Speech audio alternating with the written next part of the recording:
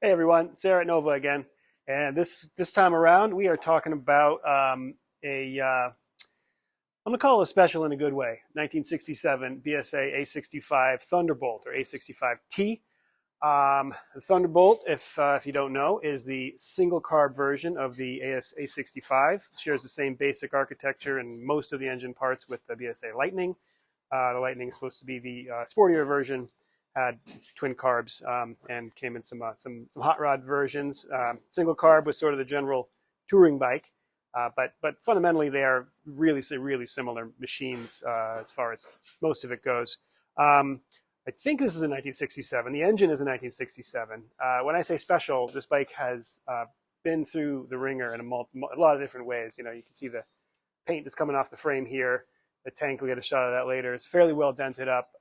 It has been around the block a few times, and what I love about it is it's a new purchase for a customer of ours. We've done a bunch of other work on his other bikes, and he loves it as it is. He wants this thing to be as it is. It's got a cool sticker over here, ratted, rust is not a crime. I fully agree with that, and I just love, I love when somebody wants to save a machine that isn't necessarily financially worth it because they want to ride it, and that's cool. These are great bikes to ride, super fun.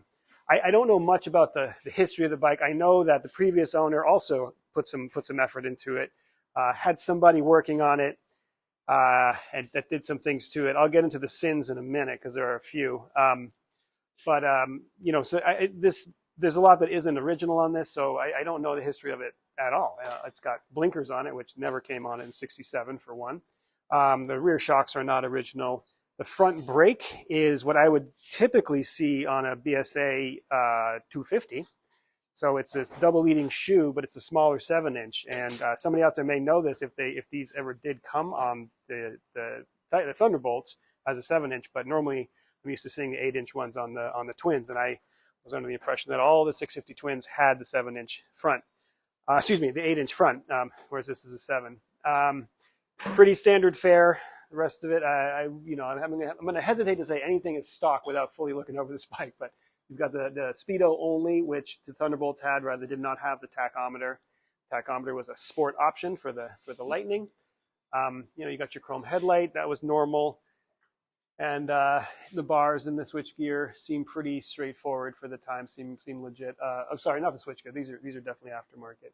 But the levers is normal Brit stuff, normal BSA stuff for the time. So as a vintage bike mechanic, and I run a shop where we get a lot of people telling me stories of their old machines, I would say BSA is a much maligned brand. They had reputations for blowing up. They never caught on like Norton and BSA did. Norton and Triumph did in the States.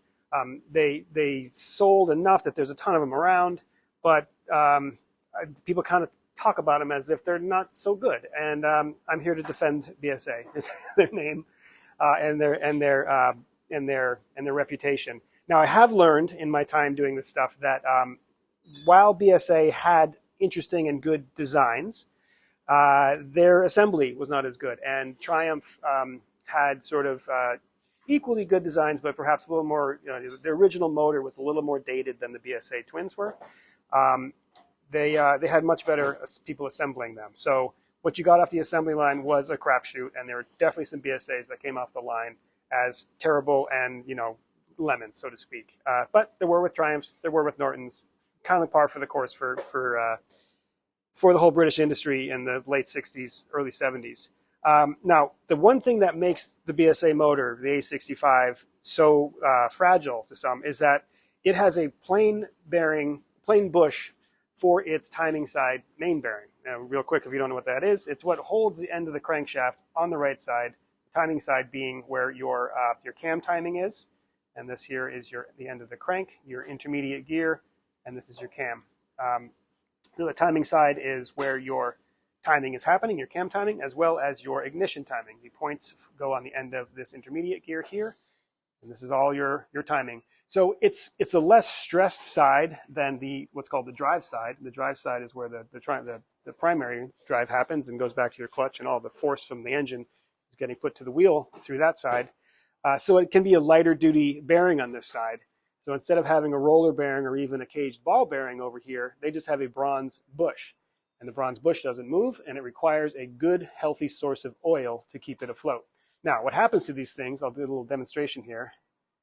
You can see there's quite a bit of movement in the end of that crank. That's no good. That's no good for a number of reasons. A, in general, you don't want bushings to be loose because it's going to cause things to flop around.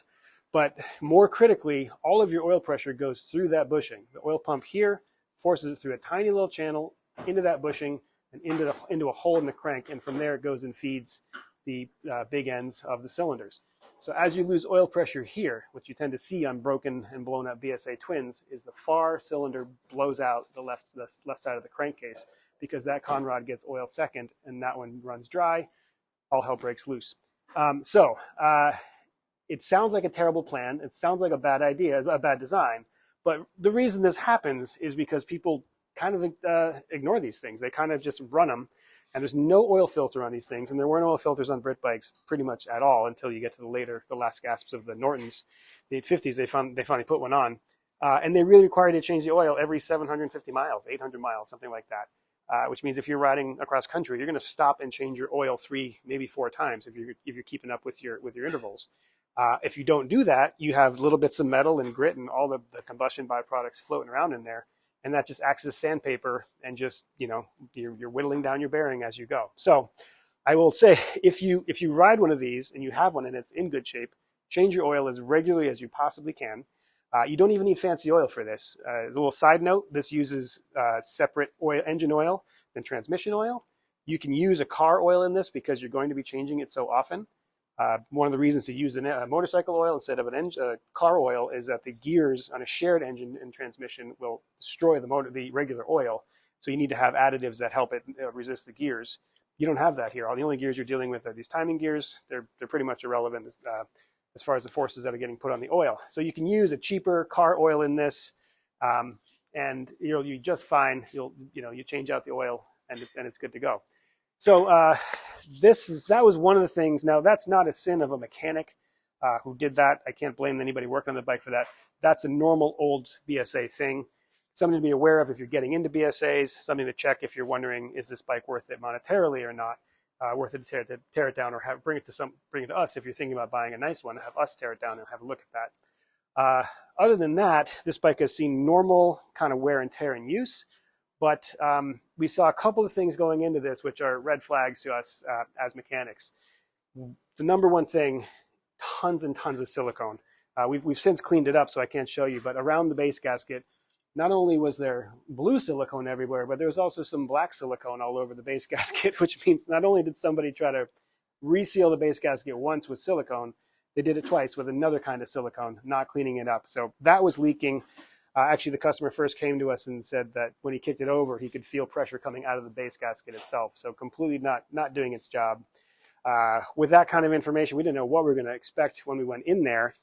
We pulled off the head and we find, the head gasket itself, a lot of evidence of leaking combustion stuff across the things, between the cylinders and even coming out the front. You can see the wetness here from oil. This was blowing out when it did run. And in the head itself, you can see that one side was running hotter than the other, but both are ridiculously covered in oil, in carbon, excuse me, and it's a very oily carbon. So this thing is definitely burning a bunch of oil. This engine was also wet sumped up to the bottom of the conrods. Now we've since cleaned it out, drained it out, so you can't see it, but you have a little space here. Essentially, right to the top of the crank, this thing was full of oil, and that's a lot of oil even for your average wet sump. Wet sumping is when the oil drains from the external oil tank down into the bottom of the engine where it shouldn't. This probably just means the oil pump is really, really clapped out.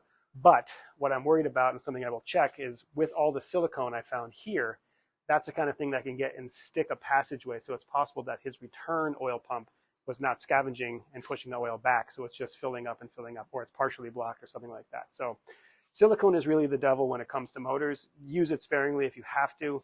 Try to find an alternative if you absolutely can. I'm a big fan of Hylamar. Great stuff. And then other than that stuff, which is relatively par for the course, but definitely a sign of a pretty clapped out motor, this is another sign of pretty shoddy workmanship in here. Looking at the bore here, you could just see this area here where it's not just crosshatched. Crosshatch is good. Crosshatch is the normal scoring of the cylinder you do with a hone in order for the rings to seat and to hold a little oil in the bore. This is, to me, evidence of a really bad boring job where somebody either tried to take too much out, did it too fast or something, and you have what's called chatter, and the cutting tool was bouncing and digging deep gouges on it. So that's pretty bad. And then looking down the bore, I can see that it's so polished up here.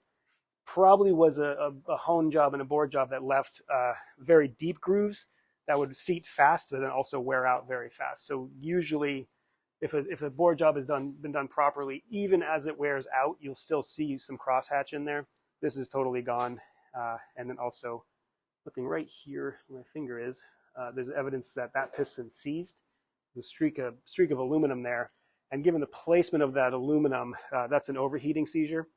So the piston got too hot for some reason. And that's the side that also is burning hotter. So there was a lot of nasty stuff going on in here. This does have electronic ignition, which can be too advanced, especially if the battery gets low, it can be too advanced. But that would typically affect both sides. So the fact that one side was kind of messed up is probably not ignition related. But anytime you're looking at a seizure, overheating, anything like that, you always want to make sure your ignition system is okay.